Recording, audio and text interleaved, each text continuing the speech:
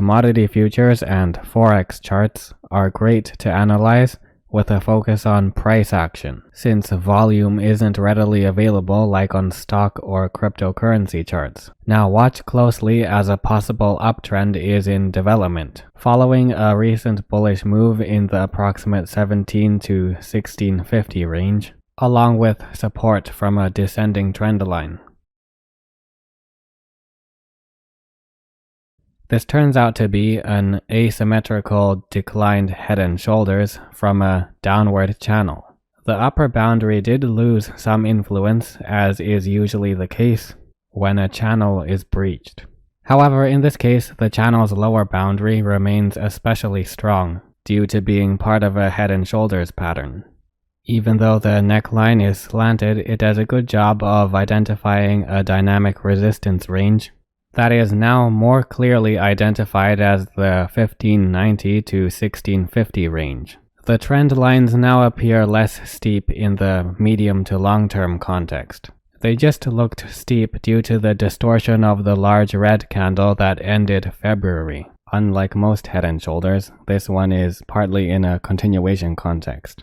It made a bearish reversal of the minor uptrend that began in December. A broader view sees it within a prior downtrend. Head and shoulders are bearish reversal patterns, and this one is no exception. It was just a coincidence.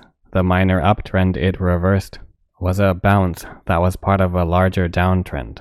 This could be a difficult situation to identify the head and shoulders during its formation. Even if this pattern wasn't identified, the 1650 level, and to a lesser extent the channel trend lines were more easily identified, and provided similar identification of the current resistance. A neutral to bullish stance gradually accelerates to surpass the main resistance focused around 1650.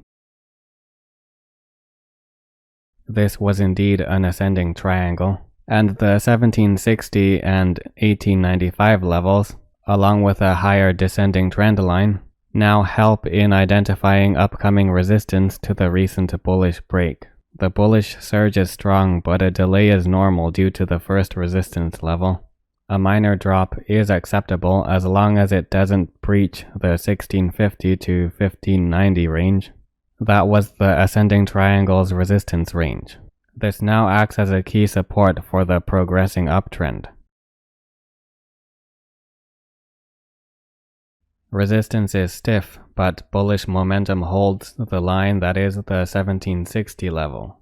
A noticeable bearish reversal takes place due to 1895 being resistance derived from the head of the head and shoulders. That is a noticeable peak in the recent past. Bearish sentiment is also bolstered by the upper descending trend line's influence.